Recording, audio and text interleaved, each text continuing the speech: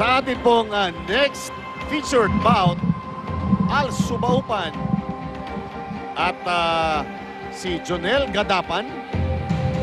Sila po ang magsasagupa dito, and we have interesting viewers all the way, mga kapuso natin sa Iligan. Ayong buntag sa inyo sa tanan. Sapagkat ito pong laban na ito is our next featured bout, and this is for the IBF Pan-Pacific Lightweight Championship. Okay? Ulitin natin, it's Al Subaupan of Touch Clubs Gym, at ang kanya po makakatapat ay si Jonel Gadapan, fighting out of Iligan. May record na 7 wins, 1 loss, 5 KOs. Yung 7 panalo na yan, itong si Jonel Gadapan. Si Al Subaupan naman, merong 17 wins, undefeated, with 12 KOs. Chino, last-minute replacement si Jonel Gadapan. Ang dapat sana na makakalaban ni Al Subaupan for this championship, yung pong IBF Pan-Pacific Lightweight Championship, si Roy Muklis ng Indonesia, who had to back out because of injury. Ito na po si Boy Villanera, ang kanyang announcement. Pan-Pacific Lightweight Championship is sanctioned by the IBF Pan-Pacific President Ray Whitley. Ladies and gentlemen, your official timekeeper, Ed Coronel. And your ring position at ringside, Doctora May Banez. And the 3 judges scoring this bout on the 10-point must system will be Ray Danseco, Ferdinand Estrella, and Virgilio Garcia. Referee in charge, Eduardo Nobleza.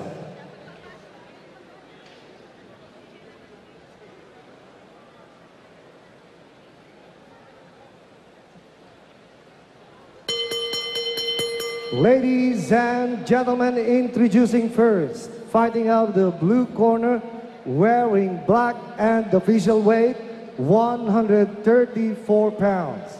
His professional record, 7 wins, 5 wins coming by way of knockout with no defeat. From Iligan City, ladies and gentlemen, the challenger, Jonel Gadapan.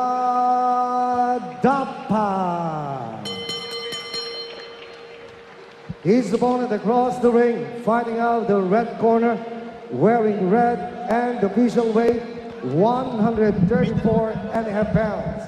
His professional record stands at 17 victories, including 12 by knockout with no defeat and 1 bout even. From Touch Club Boxing Gym, Agoncillo, Batangas, ladies and gentlemen, the reigning and defending IBF Pan-Pacific Lightweight Champion, Al the Captain Subaupan.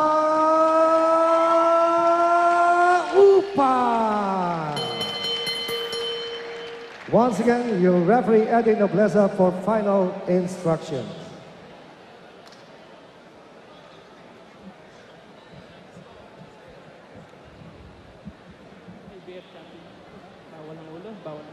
Bawal ang suntok na baba sa bewang. Pag dito, pwede. Huwag lang mababa dyan. Good luck, Touch Club. Ito pag-usapan natin kinito. Ano yung chairman saka yung commissioner ng GAB nandito ho kasama namin para sa ating main event. Of course, we're getting close to that main event of Brian Viloria defending his WBO flyweight crown kontra kay Giovanni Segura. Yung record kinito nitong si Gadapan late replacement para kay Muklis, who had to back out due to an injury. Yung si Muklis po, Indonesian yun. Si Al Subaupan, mga kaibigan, isa po siyang knockout artist. Galing po siya sa stable ni Elmer Anuran. Southpaw ang stance ni Subaupan. Malaki siya, ha? Nakakatakot ang kanyang tindig. And very impressive record. A dead ringer for our pambansa kamo. Siyempre, sino pa namang pag ganyan ang buhok, ganyan yung tapos, pati shorts. O, di ba? Yun ang estilo. Tapos, tingnan mo, pati stance. Kaliwete rin. Ito, pasugod si Al Subaupan and is looking to connect to the body. Ang kanya kalaban si Gadapan. Buti na lang, insayado to. So he came in as a last-minute replacement. Galing siya sa 5 sunod-sunod na panalo. Alam mo gano'n ka-late? Friday. Oo. Nung ipinasok siya. So, ito, sandali. Binubugbog ngayon ni Sabaupan itong kanyang kalaban. Let's see what Gadapan has to say.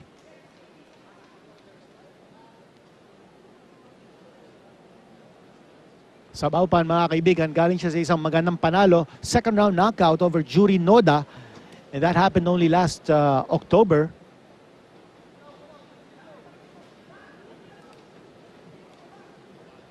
Power shots ang binibitawan dito ni Sabaupan. Walang walang suntok na hindi kargado. Oo. Itong si Al Subaupan. Pero medyo suspect ang depensa, ha? Bukas eh. Bukas eh. At Kaya kanya siya tinatamaan dito. Ayun, tinamaan na naman, no? Pagpasok kasi nakabuka yung mukha ayun, no?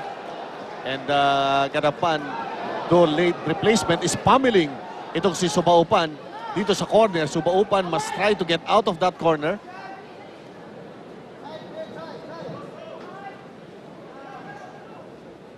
Nakatikim doon si Sabaupan. Sabaupan must be careful about his defense, ha? Bukang-buka siya. Actually, wala talagang defense. Oo. Talagang kung pumasok nakabukas ang bintana, nakabukas ang pinto. Pati gate, actually yung gate bukas na eh. Oh. Yung gitna ang bukas eh. Kitang-kita mo yan. Kaya kung mapipik mo yung spot niya, no, pasugod, matatimingan mo. Well, ang sabi nga nila, no, fighting against a southpaw, if you're a right-hander, you take your right hand down the middle. Yan ang suntok na... Diyan mo siya babaklasin. Oo. Na pasok against a southpaw na kalaban. Long range kung tumira ito si Sabaupan, I think he needs to be able to shorten his shots para mas may din. Malayo pinanggagalingan. Ayun, sa pool na naman, no? Ayun. Alam mo, natatamaan siya because his punches nga are coming from way outside. If he's able to press the action a little bit closer, then hindi siya masyadong matatamaan ng counter ng kanyang kalaban na si Jonel Gadapan. Ito na naman tayo eh. Maglalagyan naman ba tayo ng score dito? Pwede. Oo, okay lang. Hindi pa naman ako nadidepress, pero yung first round, ito. Kailangan kanya-kanya na tayo. Oo. Kanina, sabay tayo, parehong score natin. Bokya tayo. Denver Coelho, will he finally get his crown next? Actually, meron siyang WBC silver Tama. na hinahawakan, di ba? Tapos matagal siyang international WBC champion sa minimum weight. Hanap ngayon, next, kailan mo makukuha yung regular championship? Sana sa 2012, makuha niya na. Si Denver Coelho, mga kaibigan, siya po ay meron ng mga kasosyong Mexicano, just to make sure that makuha na niya ang kanyang world title shot. Si Canelo, si Saul Alvarez, is now a partner in the management team ni Denver Coelho. Ako, naggagampan ako. Ako, Sabaupan. Oh, yan. Maganda yan. Okay. Para pagka mamaya sa dulo, sa bilangan, pagkaiba tayo. At ito, maatake si Sabaupan.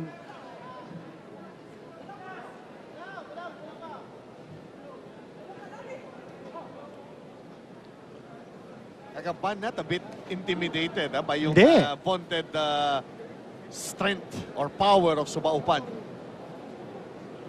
Alam mo, pagamat may lakas ito si Sabaupan, he's not moving close.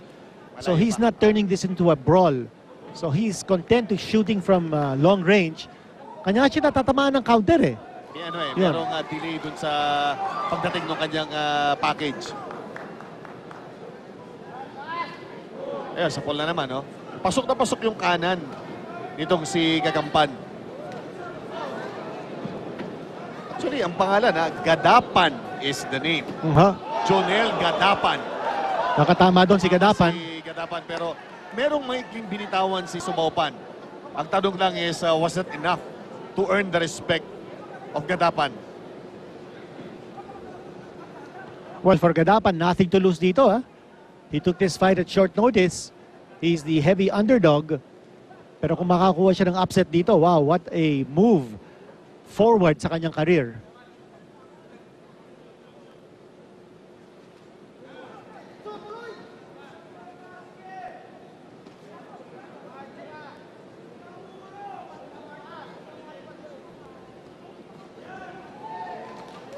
Sabaupan a little wild with his shots.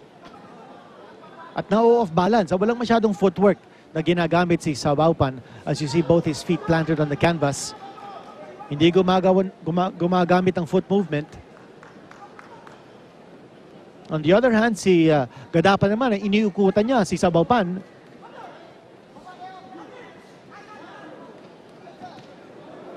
Oh, nice connection there by Gadapan.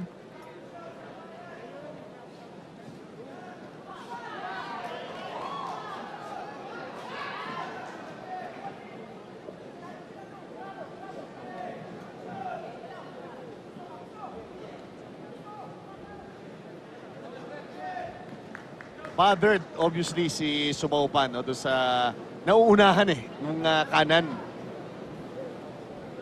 ni Gadapan. Ito pong si Subaupan. But neither fighter establishing any jab sa laban. No? So, nakita natin si Sabaupan, he wants to turn this into a brawl, but he doesn't have the tools. He's a fighter who fights from the outside. Malayo, malayo. Oh, yun yung, he has to cut yung distance. Oo. Ayun, sa isang round na parang hindi mo makita kung sino ang clear na nag-establish ng pwesto. Kanino ka? Dito sa Gadapan. Gagaya ka sa akin. Oh. Ikaw, dalawa ka na, ha? Ayan, Ako, even. Para ho malinaw, mamaya kasi mahirap yung nag-agree kami, nag-iiwan kami sa pasita. Dapat isa manalo, isa matalo. No? Bakit kung compare ho natin mamaya? Ano nga ito masaya ito dahil itong boxing is really